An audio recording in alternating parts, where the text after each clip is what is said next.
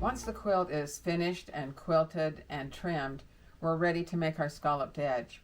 I've taken the corner template and I've made copies of the edge templates so that I can cut multiple scallops as I go along.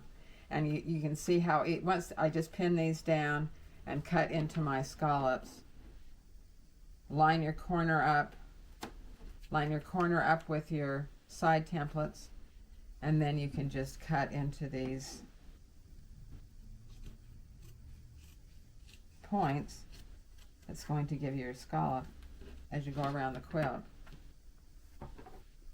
And let's line up another one over here so you can see how that lines up. Take my template, just line it up on the next square. Make sure your edges are even and your points come together. And then you can just start from the edge. I like to start from the edge because then I can just clip right into my points. And the thing that's nice about finishing this edge with the Chenille-It is if these edges aren't exactly perfect, like they would have to be if you were binding it with a traditional fabric binding, I need that scallop shape. And you can see, I'll take the corner off, you can see what a nice scallop that gives me on my corner and my scallops all the way along the quilt. I'm going to go around all four sides of the quilt with my template, cutting it the same way, cutting my corners, cutting all along the edge, and then I'll bring it around and start to do the next edge until I've got scallops all the way around my quilt.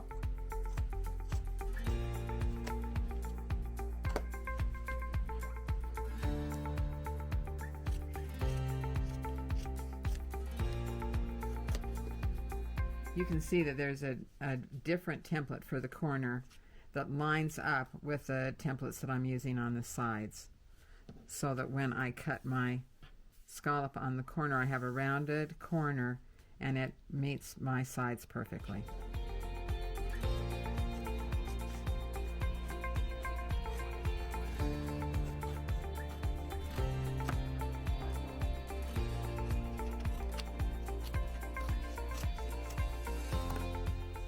I'm using scissors rather than a rotary cutter here because I just feel like I personally can be more accurate. If you're really used to working with your rotary cutter, maybe have a smaller blade that will go into these corners without nipping into my quilt.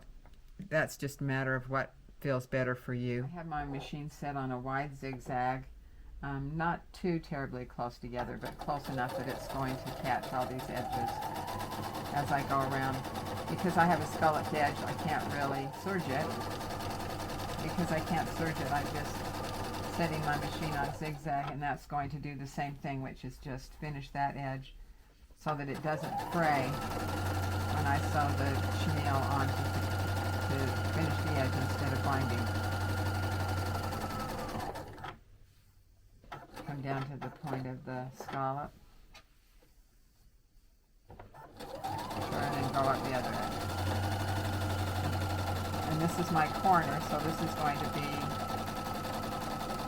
almost a full circle to go around. I'm just turning that as I stitch. Leave my needle down so that I can adjust. After I finish this edge with a zigzag stitch, I am going to set my iron on steam and just from the wrong side or the right side, just steam all my scallops nice and flat before I start to finish the edge with chenille.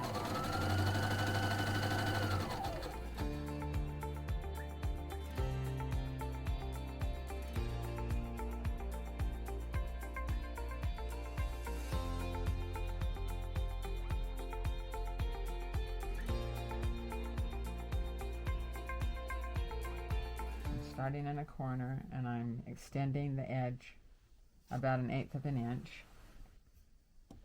Change this back to straight stitch.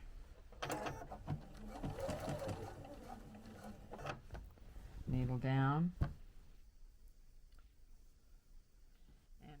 You will want to go in shorter increments going around a scallop than if you were doing a straight edge. If I was doing a straight edge, I could come down quite a ways with my Chenille-It, but I'm going to work a couple of inches at a time, going down the center of the, because I need to shape this as I go around the curve, extending it 1/8 of an inch beyond the edge and holding it in place so that it doesn't move. I have a soft backing on this particular quilt, so that helps to kind of hold everything in place as well. But I'm just working a little bit at a time around this curve, and as you go around the quilt, it'll become easier to know exactly how to adjust that chenille and hold it over the edge. Now, when you come to your dip, this is the fun part of the Chenille-It. You know how difficult it is to put a traditional binding on a scallop just because of dealing with this dip. But when I come to the dip, I am just going to flip. I've got 2 layers of bias, and I'm going to flip those at the point.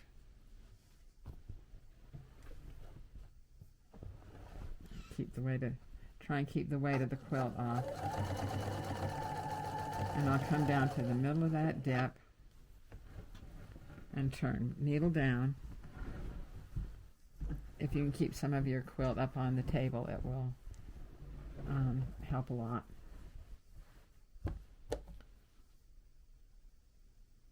And then turn my needles down. So now all I have to do is turn the other way. And there's no right or wrong side to the Chenille-It, so all I have to do at those corners is flip it. And that's all going to bloom when it's washed. I'm keeping this 1/8 of an inch beyond the edge of my quilt all the way around. So I'm just taking my time sewing it down. Come to another scallop. When I get to that point, I just line that up and flip it so that it's lined up going the other way. And stitch down the center of the tape. I'm going to come down. It's going to be right in the middle of that fold. Needle down when I turn it.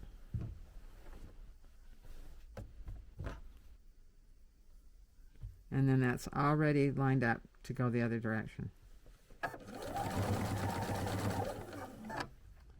Okay, I have a double layer of chenille again.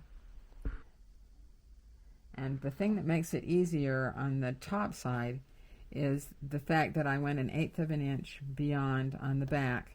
So now I can see that back edge of my tape. And all I have to do is line it up on the front. So it makes the front much easier to do. I'm still got a needle down. But now all I have to do is line that up with the back. It's much faster to go around the top side and just work away.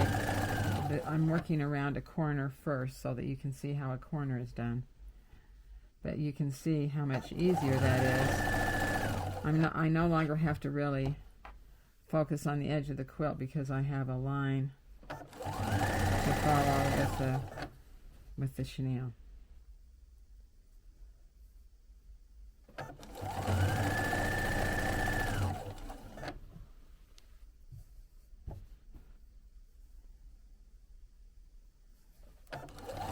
And you can see as I bring that around what a pretty edge that's going to give to my quilt. And as I come around the curve,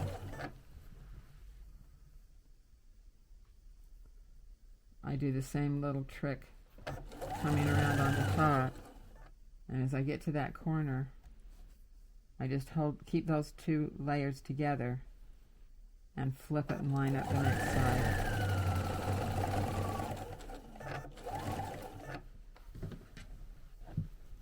And it's really easy to see that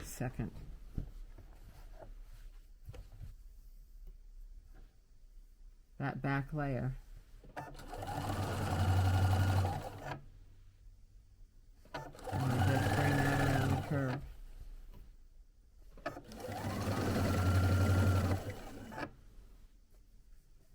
And in some places I can see the back edge a little bit more than the other in other places, so if I just barely see the edge, I might just tweak that out a little bit more to make sure that edge is covered when it's washed.